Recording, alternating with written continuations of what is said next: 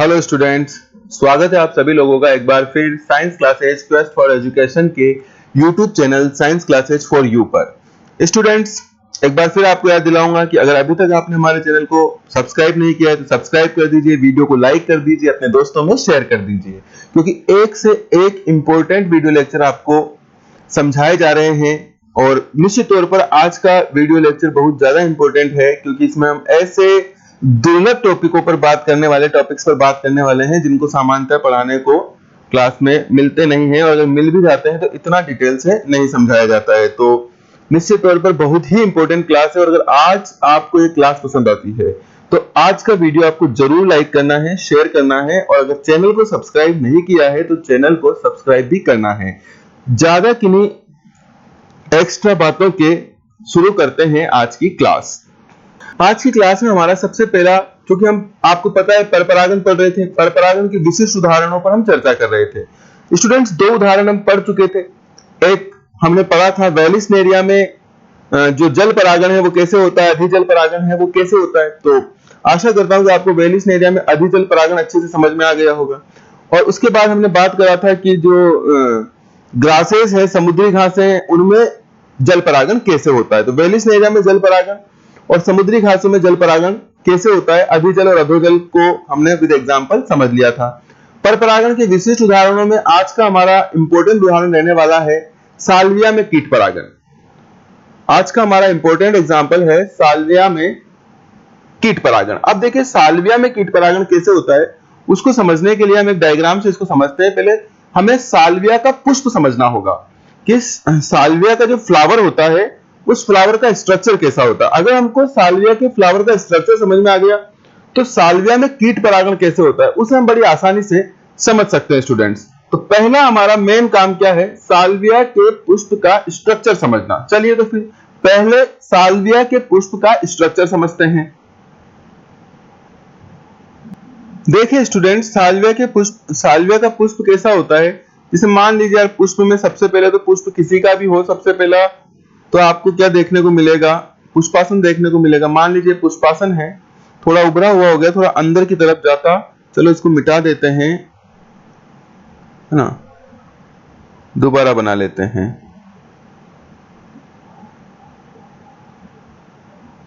जैसे मान लीजिए सबसे पहले कोई भी पुष्प बनाना है बच्चों, तो सबसे पहले आप पुष्प का क्या बनाएंगे, पुष्पासन ही बनाएंगे यार, है ना। सबसे पहले तो क्या बनेगा, पुष्पासन बनेगा। तो ये पुष्पासन हो गया। अब पुष्पासन के बाद आप मान लीजिए फ्लावर बना रहे हैं, तो फ्लावर में इसका साल्विया का सबसे इंपॉर्टेंट भाग है दलपुंज। क्या है स्टूडेंट्स, क्या है, दलपुंज। चलो ब्लू में बना लेते हैं, ठीक है। तो ये दल बनाएंगे। तो अब इसमें दल क्या होते हैं स्टूडेंट्स, साल्विया के लिए अक्सर कहा जाता है, जैसे यहां पर मैं लिख देता हूं थोड़ा सा, फिर मिटा देंगे बाद में, कि साल्विया के जो दल हैं वो द्विओष्टीय होते हैं। द्विओष्टीय, ओष्ट का मतलब होठों से लिया जाता है, यानी होठों जैसी संरचना बन जाती है, द्विओष्टीय होते हैं। द्विओष्टीय कैसे, जैसे हमारे पास एक अपर लिप होता है, एक अपर लिप यानी ऊपरी होठ होता है, और एक लोअर लिप होता है ना, यानी निचला होठ होता है। तो इसी प्रकार साल्विया में भी एक ऐसा स्ट्रक्चर बन जाता है जिसमें एक ऊपरी होठ होता है, यानी कि कुछ दल ऊपर एकत्रित होकर के ऊपरी ओष्ठ का निर्माण करते हैं, और कुछ दल नीचे रह करके निचले ओष्ठ का निर्माण करते हैं। वैसे स्टूडेंट समझते जाइए, देखो एक ही बार में समझना है। छोटा सा वीडियो बनाऊंगा मैं, आज का संडे है, आपका अवकाश खराब नहीं करेंगे, छोटा सा वीडियो रहेगा। देखो 5 दल होते हैं साल्विया के अंदर भी, साल्विया के अंदर भी 5 दल होते हैं। तो इसमें से जो 2 दल है वो तो इस प्रकार से ज्वाइंट होकर के ऊपरी ओष्ठ का निर्माण कर लेते हैं, अपर लिप का निर्माण कर लेते हैं। ऊपरी ओष्ठ यानी ऊपरी होठ बना लेता है, और जो 3 बचे हुए 3 दल हैं वो 3 दल नीचे की तरफ संयुक्त होकर के निचले ओष्ठ का निर्माण कर लेते हैं। निचले ओष्ठ का यानी लोअर लिप का निर्माण कर लेते हैं। तो इस प्रकार से 2 होठ जैसी संरचना बन जाती है, ऊपरी होठ निचला होठ, ऊपरी ओष्ठ निचला ओष्ठ, इसलिए इसको कह दिया जाता है द्विओष्टीय दल। तो साल्विया में कौन से दल पाए जाते हैं भाई, आपको समझ आ गया, साल्विया में द्विओष्टीय दल पाए जाते हैं। तो सबसे पहले दल बना लीजिए। तो इस प्रकार का दल साल्विया में देखने को मिलता है। एक तो बन जाता है इस प्रकार से स्टूडेंट्स अपर लिप, है ना। अब थोड़ा सा इसको सही करेंगे भाई वापस, है ना, क्योंकि बहुत नीचे आ गया, इतना नीचे नहीं लाना था।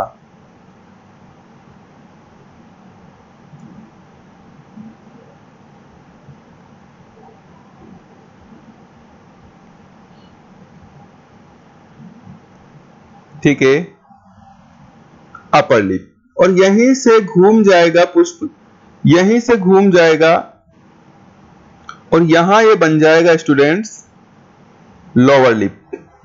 तो इस प्रकार का जो पुष्प होता है, ये सारा संयुक्त हो गया दल, सारा संयुक्त हो गया ना, 5 दल थे, पांचों दल संयुक्त हो गए, और पांचों दल ने संयुक्त होकर के, जैसे 2 मैंने बताया आपको, वैसे याद थ्योरी में लिखा देंगे कि 2 ने तो ऊपरी लिप बना लिया और जो 3 दल थे उन्होंने नीचे ये लोअर लिप बना लिया। ठीक है स्टूडेंट्स, आ रही है आपको बात समझ में। अब नेक्स्ट बात को आप समझिए कि साल्विया में क्या होता है स्टूडेंट्स, साल्विया में क्या होता है आप यहां समझिए। एक और नेक्स्ट बात, ये एक बात तो समझ आ गई, दूसरी बात को समझिएगा कि साल्विया में पराग कोश जो है ना, पराग कोश, या यूं कहूं कि पुंकेसर, साल्विया में पुंकेसर पहले परिपक्व होते हैं, पहले परिपक्व होते हैं, पहले परिपक्व होते हैं। और जो स्त्री केसर है ना स्टूडेंट्स, स्त्री केसर, ये बाद में परिपक्व होते हैं, बाद में परिपक्व होते हैं। बताइए क्या है ये भिन्न काल पक्वता है ना, भिन्न काल पक्वता। और भिन्न काल पक्वता में भी कौन सी है, पुंपूर्वता। क्या कहा था हमने इसको, पुंपूर्वता, कि जब पुंकेसर पहले परिपक्व हो जाए और स्त्री केसर बाद में परिपक्व हो, तो इस स्थिति को पुंपूर्वता कहते हैं, आपको ध्यान रहा होगा। तो यहां पर यही बात है कि भाई पुंकेसर पहले परिपक्व होगा, स्त्री केसर बाद में परिपक्व होगा। मैं यहां 2 ही पुष्प में आपको पूरा साल्विया क्लियर कर दूंगा, ठीक है, ज्यादा बनाने की जरूरत नहीं है, 2 में क्लियर हो जाएगा। तो जो पहला बना रहा हूं ना, इसको वो आप मान लीजिए कि ये पुंकेसर वाला है ना। मैं यहां पर लिख भी सकता हूं, लिखने में क्या है, अपना ही तो पेन है, परिपक्व, परिपक्व पुंकेसर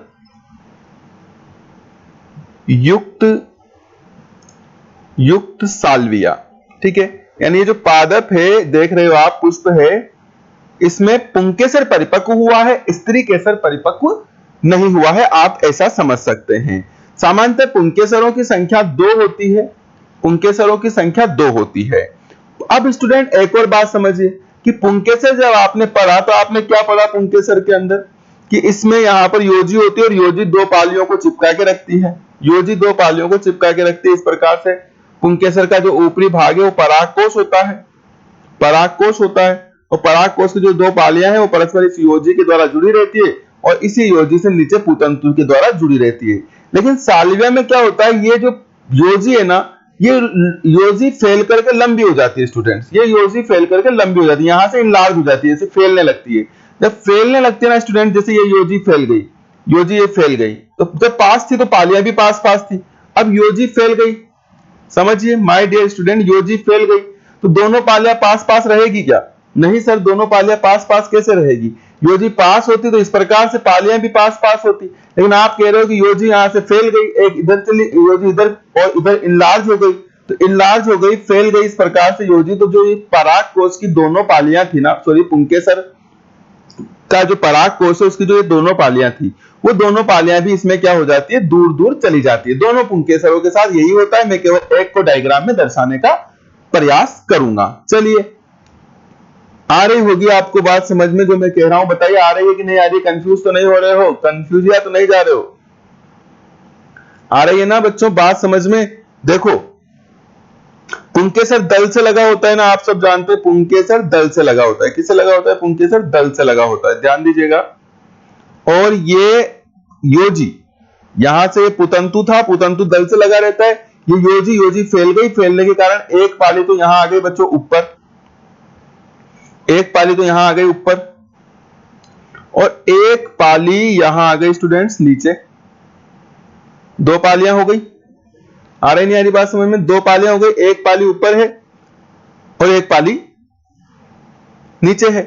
अब ऊपर और नीचे वाली पाली में भी ध्यान रखिएगा, यहां लिख ही देते हैं चलो, और नहीं लिखे तो सिर्फ ध्यान रख लीजिए कि जो ऊपर वाली पाली होती है ना स्टूडेंट्स, ऊपर वाली पाली वो फर्टाइल होती है, फर्टाइल होती है, यानी कि इसमें जनन की क्षमता होती है, यानी कि इसमें जनन की क्षमता होती है। माय डियर स्टूडेंट्स, इसके अंदर परागकण बनते हैं, इसके अंदर ऊपर वाली पाली में परागकण बनते हैं, थोड़ा और बड़ा कर दीजिए, ऊपर वाली पाली में क्या बनते हैं, परागकण बनते हैं, जबकि नीचे वाली पाली में परागकणों का निर्माण नहीं होता है, यानी कि नीचे वाली पाली जो है वो स्टेराइल होती है, यानी बंधे होती है। क्या होती है? बंधे होती है, यानी जननक्षम नहीं होती, इसमें जनन की क्षमता नहीं होती है। नीचे वाली पाली में जनन की क्षमता नहीं होती है स्टूडेंट्स, ऊपर वाली पाली में जनन की क्षमता होती है। ये बात हो गई किसकी?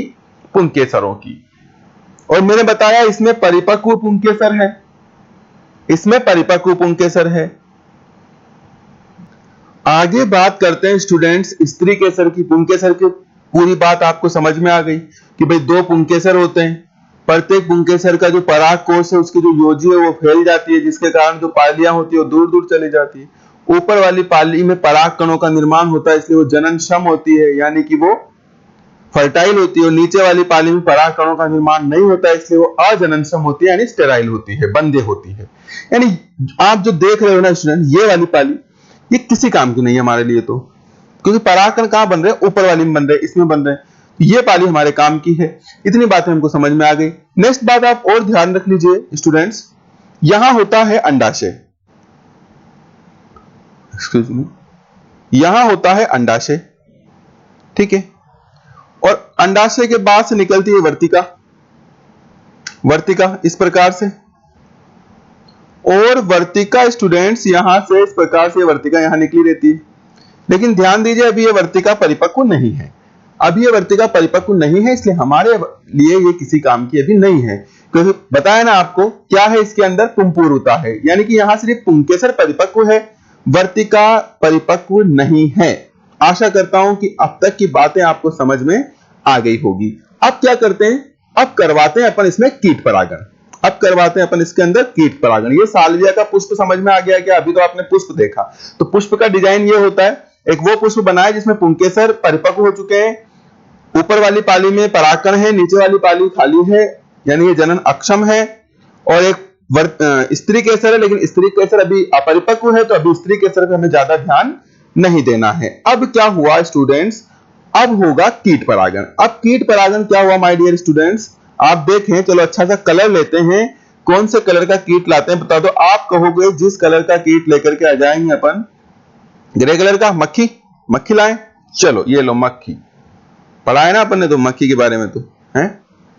ये लीजिए, मान लीजिए कोई कीट यहां पर आया है स्टूडेंट्स, तो वो कीट आकर के यहां पर बैठेगा, इस पे, ये नीचे वाले दल पर बैठ जाएगा। मान लीजिए नीचे वाले दल पर बैठ जाएगा, लोअर लिप पे, पोस्ट पर कीट यहां पर, क्योंकि मकरंद यहां है, मकरंद यहां रहेगा, मकरंद यहां से लेना है इसको। मकरंद यहां जो है, मकरंद ग्रंथियां वो अंडाशय के समीप होती है, तो यहां मकरंद लेना है, तो यहां पर आकर के कीट बैठेगा।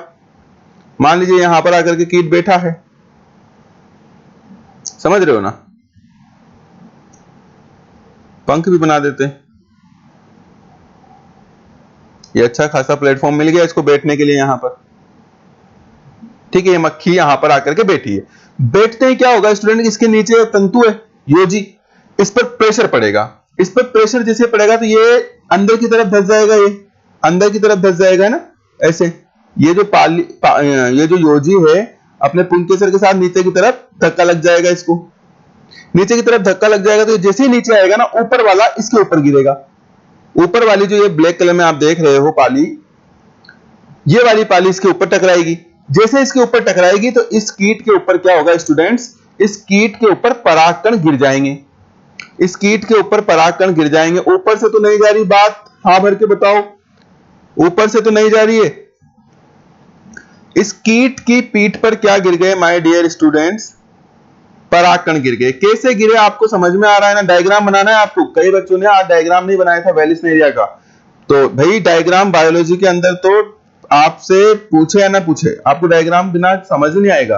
तो ये देखिए साल्विया में ये आया अंदर मकरंद लेने के लिए, मकरंद इधर बॉटम में है, बैठा इसके ऊपर, इसके ऊपर बैठते हैं, इसके नीचे जो योजी थी वो दब गई, दबते ये अंदर धंसा, अंदर धंसते ये ऊपर वाली थी वो भी नीचे की तरफ आई, नीचे की तरफ आते हैं ये वाली पाली कीट से टकराई, कीट से टकराते हैं इसके अंदर जितने भी परागकण थे वो कीट की पीठ पर आकर के गिर गए। आशा करता हूं यहां से आपको बात समझ में आ गई होगी। अब कीट ने क्या ले लिए बच्चों?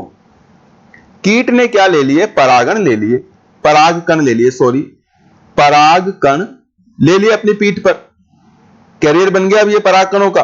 अब इसका दूसरा काम क्या है? परागकणों को मादा या ऐसे पुष्प में ये जाए जहां पर स्त्री केसर भी परिपक्व हो गई है, तो वहां इन परागकणों को उस स्त्री केसर पर क्या कर दे? ये ट्रांसफर कर दे। लेकिन इसमें तो होगा ही नहीं, क्योंकि यहां पर तो स्त्री केसर अपरिपक्व है। तो अब ये यहां से निकलेगा, इसको दोबारा भूख लगेगी तो इधर ऐसा का ऐसे साल्विया का एक और पादप पुष्प बनाते हैं। चलो इसको एक और बनाते हैं, इधर ऊपर वाला सारा क्लीन करते हैं। ये लीजिए स्टूडेंट, एक और साल्विया का पुष्प आपके सामने है। और इस बार क्या है, इस बार हम पर यहां पर दूसरा पॉइंट दे देते हैं इसको कि भाई ये जो है ना परिपक्व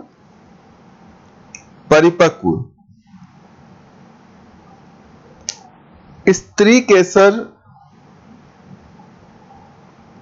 युक्त साल्विया है, यानी इसके अंदर परिपक्व स्त्री केसर। हालांकि अभी मैंने स्त्री केसर नहीं बनाई है, जल्द ही बनाएंगे। लेकिन उससे पहले आप एक बात समझिए कि भाई ये जो कीट था, ये कीट यहां से उड़ा वापस, ठीक है, कीट यहां से उड़ा। आपको पहले डेस डेस करके नहीं बताना है, आप तो उससे समझ लीजिए, और अगर डेस डेस करके भी बता दो तो कोई बुराई तो नहीं है, बता दीजिए। और इसको फिर भूख लग गई, यहां तक उड़ान भरी है, ऊर्जा खत्म हो गई, इसको फिर भूख लग गई, इसको एक और साल्विया का पुष्प दिख गया। उसने कहा यार चलो फिर मकरंद लेते हैं, फिर पेट भर लेते हैं। और कीट आ गया वापस अंदर, और वापस आकर के बैठ गया यहां पर। चलिए यहां पर भी बैठ सकता है, जरूरी थोड़ी यहीं बैठे, यहां पर भी बिठा सकते हैं। अब जगह यहां मिल गई अपन को, यहां बिठा देते हैं कीट को। ये लीजिए कीट बैठ गया यहां, ठीक है, कीट बैठ गया यहां। ये लीजिए, ये कीट यहां पर बैठ गया, ठीक है। अब जैसे कीट बैठेगा, बातें वही, कीट में बैठ है, कीट बैठते ये दबेगा अंदर की तरफ जैसे दबेगा ना स्टूडेंट। अब इस बार क्या होता है, इस बार क्या होता है कि इस बार यहां पर एक परिपक्व स्त्री केसर भी है। क्या है यहां पर, एक परिपक्व स्त्री केसर भी है, उसको समझिए।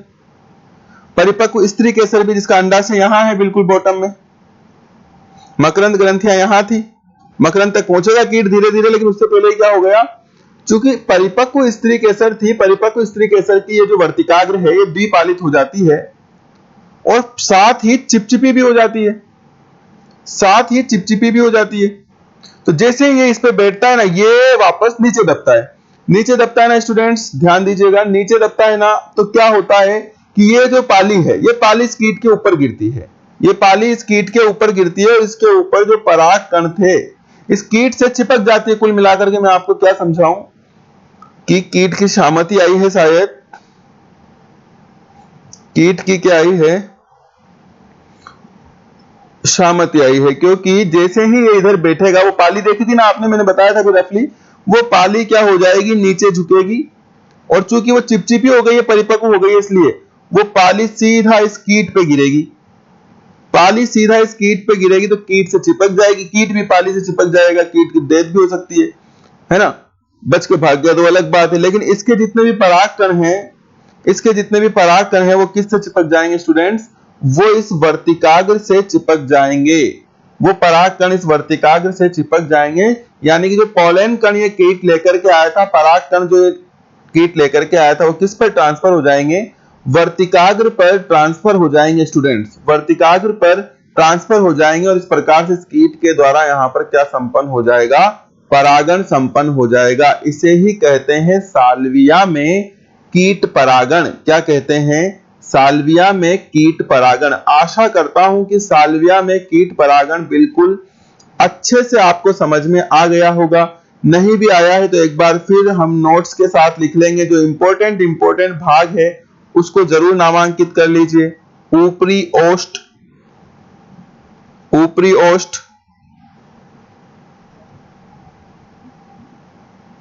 निचला ओष्ठ, ये ऊपर वाली जो पाली है, ये एरो डेड डेस करके बनाया ना, इसको तो मिटा मिटू देना, इसका कोई काम नहीं है ना, ये तो समझाने के लिए बस। तो ये जो थी, ये कौन सी थी भाई, ये थी जनन क्षम पाली। अब दूसरे वाले डायग्राम में नहीं बनाना, बस इधर ही नामांकित कर दो, जनन क्षम पाली, जनन की क्षमता थी इसमें। जबकि ये क्या थी भाई, ये क्या थी, ये थी जनन अक्षम पाली, जनन अक्षम पाली। और ये क्या थी, ये थी स्त्री केसर। हालांकि इस पुष्प में परिपक्व नहीं है, लेकिन भाई नाम तो क्या है, स्त्री केसर ही है। और यहाँ पर आकर के ये परिपक्व हो गई थी। ये पूरा पुंकेसर एक कीट बैठा हुआ है, नामांकित कर दो तो ठीक, यहाँ नहीं करो, यहाँ जगह है तो कर देना, नहीं करो तो यहाँ कर लीजिएगा कि ये कीट है साहब, नहीं भी करोगे तो कीट ही है, बना हुआ वैसे ही दिख जाएगा। आशा करता हूं कि साल्विया का कीट परागण समझ में आ गया होगा। अगर आ गया है तो बहुत बड़ा काम कर लिया आज आपने। अगर साल्विया में कीट परागण समझ में आ गया तो भाई आपने तो बहुत बड़ा काम कर लिया आज। आ गया क्या समझ में, जरा कमेंट करके बता दो मुझे फटाफट। ये मेहनत 20 मिनट की समझ आई या नहीं आई? आ गई? यस और नो? कंफ्यूजन है क्या? वैसे होना तो नहीं चाहिए। चलो देखते हैं चैट बॉक्स में क्या रहता है। अगर रहेगा कंफ्यूजन तो दोबारा कोशिश की जाएगी। चलो आगे बढ़ते हैं, नोट्स पर आते हैं स्टूडेंट्स। साल्विया में कीट परागण जैसा कि मैंने आपको समझाया था वो चित्र बाद में बनाना है, पहले ये थ्योरी लिखनी है। तीसरा नंबर, 2 उदाहरण कल पढ़ लिए थे, तीसरा उदाहरण साल्विया में कीट परागण। देखिए क्या बताया आपको, यही तो बताया ना, यही तो बताया कि साल्विया में पुष्प की संरचना विशिष्ट होती है। यानी साल्विया में कीट परागण समझने से पहले उसके पुष्प की संरचना को समझना होगा। बताया कि 5 दल होते हैं, 5 दल होते हैं जो द्विओष्ठीय संरचना का निर्माण करते हैं। ऊपर के 2 दल ऊपरी ओष्ठ व नीचे के 3 दल संयुक्त होकर निचले ओष्ठ का निर्माण करते हैं। बिल्कुल यही बात थी, ठीक है ना।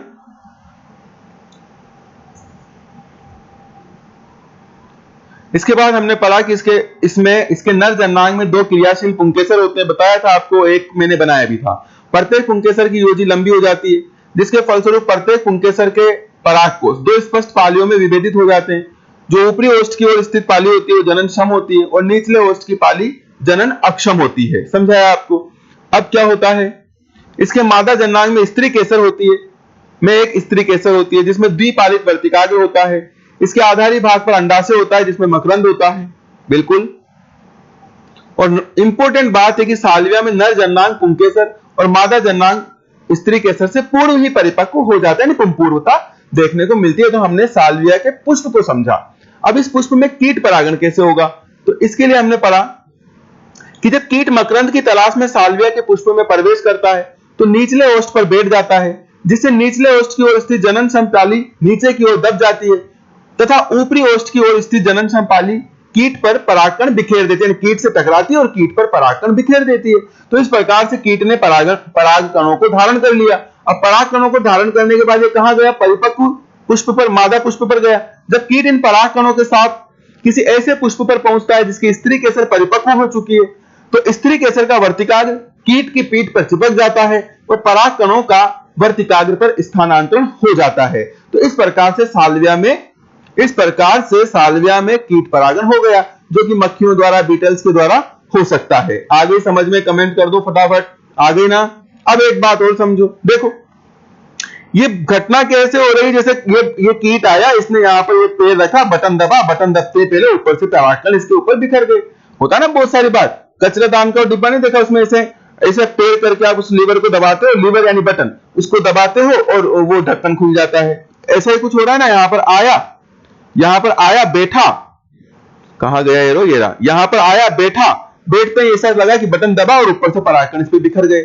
तो इस प्रकार की क्रिया है। इसीलिए ये जो क्रिया विधि है ना, पूरी की पूरी ये जो क्रिया विधि आप देख रहे हो, इस क्रिया विधि को कहा जाता है लीवर क्रिया विधि। क्या कहा जाता है? लीवर। लीवर यानी वो नहीं, यकृत वाला लीवर, वो ना समझ लीजिएगा, है ना, कि यकृत कहां से आ गया बीच में। लीवर का मतलब होता है एक बटन जैसे अपन स्विच जिसको कहते हैं ना इंग्लिश में, स्विच, वो लीवर का एक रूप है ना। तो इधर बटन दबाया, उधर काम हो गया, ठीक है।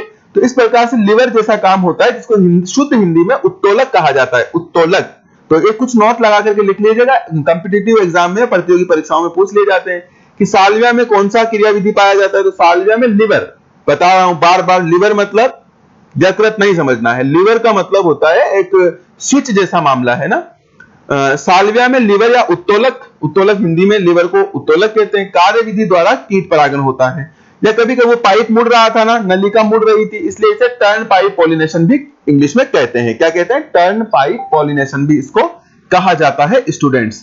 तो बहुत ही इंपॉर्टेंट है साल्विया में कीट परागण, आपको पीछा नहीं छोड़ेगा जब तक आप बायोलॉजी के स्टूडेंट्स हैं। तो आशा करता हूं कि आपको अभी ही ये समझ में आ गया होगा और इस ऑनलाइन क्लास में ही आपको समझ में आ गया होगा। इसके लिए किसी प्रकार की ऑफलाइन गाइडलाइन की आपको जरूरत या ऑफलाइन गाइडेंस की आपको जरूरत नहीं होगी, ऐसी मैं आपसे उम्मीद करता हूं। ठीक है, आगे बढ़ते हैं स्टूडेंट्स। एमोरफोफिलस में कीट परागन। एमोरफोफिलस क्या है? अरे भाई, बहुत बड़ा पुष्प होता है एमोरफोफिलस का। एमोरफोफिलस में क्या होता है, अभी थोड़ा रफली मैं आपको बता देता हूं, इतना आप सिर्फ इतना सा ध्यान रख लीजिएगा कि बहुत बड़ा पुष्प होता है। इतना बड़ा पुष्प होता है कि पक्षी इसको अंडे देने के लिए उपयुक्त स्थान मान लेते हैं। पक्षी इसको क्या कर लेते हैं, इसको हटाओ, अंडे देने के लिए एक उपयुक्त स्थान के रूप में कंसीडर कर लेते हैं कि भाई यहां पर अंडे दे दो तो अपना अंडा पूरा सुरक्षित है। और बहुत ही ज्यादा लंबा, लगभग 6 फुट की हाइट तक इसका पुष्प चला जाता है। इस प्रकार से देखो, और थोड़ा इस बनाते हैं, ऐसा एक गमले टाइप हो गया है तो, और इसके अंदर से एक स्पैंडिक्स निकला रहता है काफी लंबा, तो कुल मिलाकर के जो हाइट है इसकी लगभग 6 फीट की हो जाती है। ऐसा कोई पुष्प होता है, अंदर बिल्कुल खोखला है स्टूडेंट्स, अंदर बिल्कुल खोखला है। अब इसमें क्या होता है स्टूडेंट्स कि कीट इसको अंडा देने के लिए सुरक्षित स्थान मान रहा है। कीट इसको अंडा देने के लिए सुरक्षित स्थान मान रहा है, तो कीट यहां पर अंडा देने के लिए आता है कि भाई इसके अंदर अंडा दे दिया तो अपने अंडे को कोई नुकसान नहीं होगा, तो कीट अंदर जाता है अंडा देने। अब अंदर पुष्पों की संरचना कैसे कि जो नर पुष्प है स्टूडेंट्स, नर पुष्प होते हैं ऊपर की तरफ, समझ लीजिएगा, नर पुष्प होते हैं ऊपर की तरफ, और जो मादा पुष्प होते हैं वो बॉटम की तरफ होते हैं, नीचे की तरफ होते हैं। मादा पुष्प नीचे की तरफ होते हैं, ठीक है, मादा पुष्प नीचे की तरफ होते हैं। तो जब जैसे मान लीजिए कोई मक्खी, बीटल्स कुछ भी अंदर आया, तो वो जब अंदर आता है ना, तो उस समय अंडा देने के लिए ये इधर उधर भ्रमण करता है, इधर उधर भ्रमण करता है अंडा देने के लिए, है ना, अंडे देने के लिए सुरक्षित स्थान खोजता है, तो इसको रब करता रहता है, इसको रब करता रहता है। और उसी समय क्या होता है स्टूडेंट्स, एक घटना और होती है जिसके बारे में भी आप जान लें कि जो स्त्री केसर, अच्छा इसमें एमोरफोफिलस में स्त्री केसर यानी मादा पुष्प और नर पुष्प एक साथ परिपक्व होते हैं, समकाल पक्वता है, समकाल पक्वता है, ध्यान दे लीजिएगा। अब क्या हुआ कि जब वो आया कीट, उसी समय स्त्री केसर जो है ना परिपक्व होकर के और चिपचिपी हो जाती है, चिपचिपी हो जाती है, साथ ही कुछ दुर्गंध छोड़ती है। अब कीट क्या होता है, जैसे मक्खियां वगैरह तो दुर्गंध की तरफ आकर्षित होती है ना, हर कीट सुगंध की तरफ थोड़ी आकर्षित होता है, कुछ कीट दुर्गंध की तरफ भी आकर्षित होती है। जैसे मक्खी आई है तो मक्खी यहां पर बैठ गई आकर के, मान लो अंडा देने के लिए, लेकिन उसी समय इसने क्या करा, दुर्गंध छोड़ी, दुर्गंध छोड़ी तो मक्खी को मजा आ गया कि वाह यार अंदर कुछ खाने पीने का है क्या आइटम, तो दुर्गंध छोड़ते हैं मक्खी इधर दुर्गंध पर आकर बैठ गई। ये लीजिए, दुर्गंध पर आकर बैठी से यहां कुछ मिला नहीं, बस दुर्गंध ही मिली, तो फिर ये वापस उड़ी, इधर आकर के बैठ गई, यहां से उड़ी, यहां आकर के बैठ गई।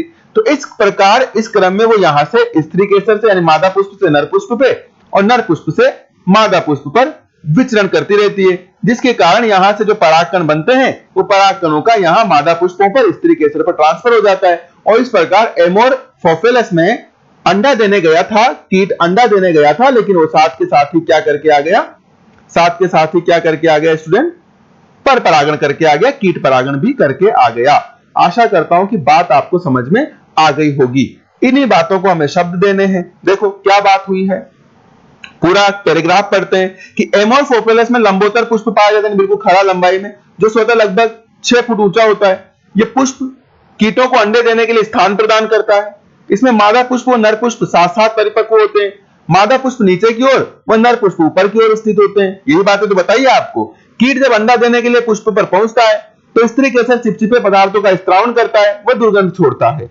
दुर्गंध कीट को आकर्षित करती है, कीट इस दुर्गंध से आकर्षित होकर मादा पुष्प पर जाता है तथा मादा पुष्प से नर पुष्प पर जाता है, और इस क्रम में परागकणों का स्थानांतरण भी हो जाता है। तो अंडा देने गया था लेकिन परागकणों का स्थानांतरण भी करके आ गया, तो अच्छा काम है, दोनों का काम हो गया, है ना, अंडा भी दे दिया और उधर जो अंदर गया था तो उधर साथ का साथ के लिए, भाई अंडा दिलवाया है तेने, अच्छा स्थान मुझे प्रोवाइड किया है, तो साथ का साथ तेरा जो है पर परागण भी हम कर जाते हैं, ताकि है एक नया पुष्प निर्माण की प्रक्रिया यहां से शुरू हो जाए। तो एमोरफोफिलस आया क्या समझ में, एमोरफोफिलस में कीट परागण कैसे होता है आ गया क्या समझ में। कवक की एक प्रजाति है भाई, कवक है। एमोरफोफिलस में कीट परागण कैसे होता है आ गया ना बात समझ में। चलिए तो फिर आगे बढ़ते हैं। कवक जैसा ही है, कवक तो नहीं है, कवक जैसा ही है ना, चलो कंफ्यूज मत हो, आप तो इसको पुष्प मान लीजिए एक बस, ठीक है, अभी छोड़िए, बाकी बाद में बात करेंगे। तो एमोरफोफिलस में कीट परागण समझ आया या नहीं आया, आ गया। लास्ट उदाहरण, वैसे 2 उदाहरणों की हमारी बात थी, लेकिन एक उदाहरण और अच्छा है, इंपॉर्टेंट है, रुचिकर भी है, इसलिए हम एक उदाहरण और पढ़ते हैं। आपके सिलेबस में भी है, ऐसा नहीं है, हालांकि आपके सिलेबस में केवल एओ हो, एमोरफोफिलस। ये जो पुष्प आप देख रहे हैं ये पुष्प है एमोरफोफिलस का, इसे ही कहा जाता है एमोर्फोफेलस। आगे ये बात समझ में? ठीक है स्टूडेंट्स, तो आगे बढ़ते हैं। एक और उदाहरण आप देखेंगे, यक्का में कीट परागण। यक्का क्या होता है और यक्का में कीट परागण कैसे होता है? देखिए स्टूडेंट्स, यक्का में जब यक्का भी क्या करता है, कीटों को अंडा देने के लिए सुरक्षित स्थान प्रदान करता है।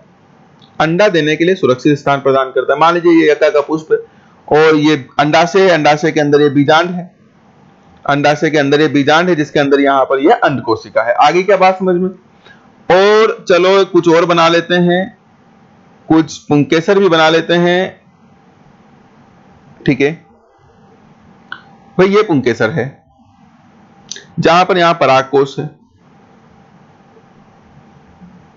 ठीक है भाई, तो ये यक्का का पुष्प हो गया। ठीक है, यक्का का पुष्प हो गया। हालांकि मैंने पुंकेसर बना दिया, लेकिन एक्चुअली आप मान सकते हैं कि नर पुष्प अलग है, मादा पुष्प अलग है। तो ये जो मादा पुष्प है अंदर, ये नर पुष्प है। नर पुष्प के अंदर परागकण बन रहे हैं। मेन बात क्या है कि जो मादा पुष्प का जो स्त्री केसर है, इस स्त्री केसर का जो अंडाशय है, कीट जब अंडा देने के लिए आता है तो अंडा कहां देता है? कीट भी कौन सा स्टूडेंट? शलभ। शलभ एक कीट होता है। ये अंडा कहां देता है? तो इसका अंडा देने का तरीका क्या है? जैसे मान लीजिए आया, चलो चेंज करते हैं ताकि सारी बातें क्लियर हो। आपको यहां से डायग्राम नहीं बनाने, जो डायग्राम स्क्रीनशॉट में आ रहा है वो डायग्राम आपको बनाना है। जो डायग्राम स्क्रीनशॉट में नहीं आ रहा उसको नहीं बनाना। कीट यहां पर आकर इसमें छेद करता है भाई, छेद छिद्र कर देता है इसके अंदर। ये लीजिए छेद कर दिया, इतने छेद करेंगे। शलभ कह रहा है किससे? यक्का से। छेद कर दिया अंडाशय में, लेकिन छेद इतना ही करेगा कि बीजांड को नुकसान ना पहुंचे, अंड कोशिका को नुकसान ना पहुंचे। इतना छेद कर दिया। छेद करके यहां पर क्या दे दिया बच्चों? यहां पर दे दिया अंडा। छेद करने के बाद क्या कर दिया उसने? छेद करने के बाद इसने यहां अंदर दे दिया अंडा। वैसे हरे कलर का तो अंडा होता नहीं है, चलो ये वाला ले लीजिए। अंडा दे दिया।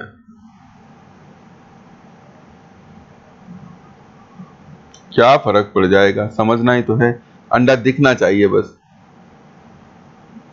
अंडा दे दिया। अब क्या होगा भाई? अंडा है ना, अब कीट बड़ा चालाक है।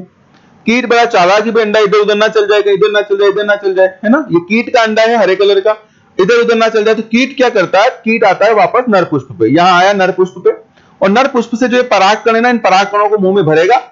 इन परागकणों को मुंह में भरेगा और अंदर आएगा कि भाई ये जो छिद्र करा है ना, इन छिद्रों को बूझ भी देते हैं अपन। इन छिद्रों को क्या कर देते हैं?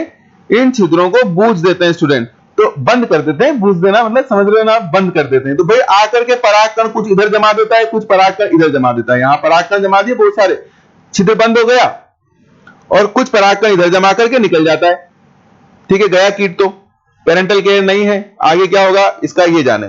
कीट निकल लिया अंडा दे करके, बस हाँ थोड़ी सुरक्षा करके जरूर आया है। इधर वाले छिद्र को भी बंद करके गया है, इधर वाले छिद्र को भी बंद करके गया है। पता है क्या? समझ गए आप? इधर वाले छिद्र के जो परागकण है वो किसके संपर्क में आ जाएंगे? अंड कोशिका के संपर्क में आ जाएंगे। ये हो गया परपरागण कीट के द्वारा। बताओ बात समझ में आई कि नहीं आई? अंडा देकर गया, अंडे की सुरक्षा के लिए दोनों छिद्र जो हुए थे उसको बंद करने के लिए परागकणों को एकत्रित किया। परागकणों को एकत्रित करके दोनों छिद्र बंद कर दिए, लेकिन जो भीतरी छिद्र था उसके परागकण अंडकोशिका के संपर्क में आ गए, परपरागण संपन्न हो गया। अब अंदर जो है लार्वा बन जाएगा, इधर बीज बनेगा, इधर लार्वा बनेगा, इधर बीज बनेगा। इधर तो बीज का निर्माण चलेगा, इधर लार्वा का निर्माण चलेगा। जैसे बीज बनेगा इसको धक्का लगेगा, लार्वा बाहर, लार्वा बाहर, और लार्वे से वापस एक नए कीट का निर्माण हो जाएगा। तो कीट का काम हो गया, और अंदर जो है परागण हो गया था ना, अंदर बीज बन जाएगा। ये पादप का काम हो गया। आशा करता हूं बातें समझ में आ गई होगी। इतनी भी जटिल बातें नहीं है, क्योंकि किताब में आप पढ़ रहे हो तो सिर्फ इतना सा पढ़ रहे हो कि यक्का में कीट अंडा देने जाता है और परागण भी हो जाता है, बस बात खत्म। ठीक है, तो उससे तो आप कई गुना आगे बढ़ चुके हो। देखो, यक्का में कीट परागण शलभ द्वारा होता है। यक्का में नर व मादा पुष्प एक साथ परिपक्व होते हैं। यक्का द्वारा कीट का अंडे देने के लिए सुरक्षित स्थान उपलब्ध, कीट को है ना, कीट को अंडे देने के लिए सुरक्षित स्थान उपलब्ध करवाया जाता है या करवाता है। शलभ अंडे देने के लिए यक्का का जो अंडाशय है में एक छिद्र कर देता है, जो बीजांड में अंड कोशिका तक जाता है, लेकिन अंड कोशिका को नष्ट नहीं करता है।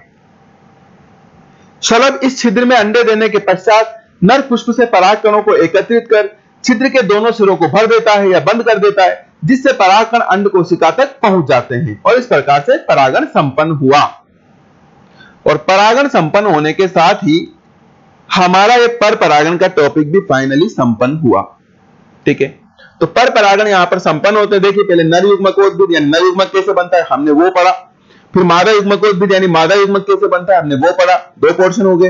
और अब इस तीसरे पोर्शन में हमने क्या पढ़ा कि जो नर युग्मक बना है वो मादा युग्मक तक किन किन तरीकों से पहुंच सकता है। तो ये सारे तरीके होते हैं, इन तरीकों से नर युग्मक मादा युग्मक तक पहुंच सकता है। तो अब तक आप इस चैप्टर के अंदर कितने पोर्शन पढ़ चुके हैं? 3 भाग पढ़ चुके हैं, नर युग्मक का निर्माण, मादा युग्मक का निर्माण एंड देन फिर नर युग्मक का मादा युग्मक तक ट्रांसफर।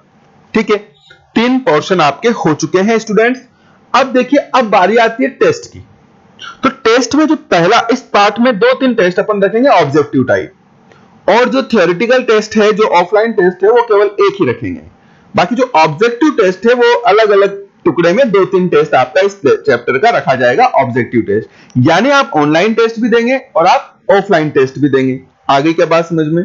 ठीक है, लेकिन फिलहाल ऑनलाइन टेस्ट ही चलेंगे, ऑफलाइन टेस्ट बाद में। ठीक है, तो अभी ऑनलाइन टेस्ट की आप तैयारी करें, जिसमें आपको पहला पोर्शन और दूसरा पोर्शन से मैं क्वेश्चन करूंगा। यानी नर युग्मकोद्भिद के निर्माण तक की प्रक्रिया पूरी और मादा युग्मकोद्भिद के निर्माण तक की प्रक्रिया पूरी। परागण को छोड़कर के जितना भी पढ़ाया है उन सबसे आपसे क्वेश्चंस पुटअप किए जाएंगे इस पार्ट के पहले टेस्ट में, जो कि ऑब्जेक्टिव टाइप होगा, अबस अदर टाइप का होगा। आगे ये बात भी समझ में? तैयार हो आप लोग टेस्ट के लिए? यस कर दो फटाफट, फिर मैं जा रहा हूं। यस कर दीजिए फटाफट, फिर बाय बोलने का समय आ गया है। चलते हैं तो फिर देते हैं इस क्लास को यहीं पर विराम। बने रहिएगा साइंस क्लासेज के साथ। नमस्कार।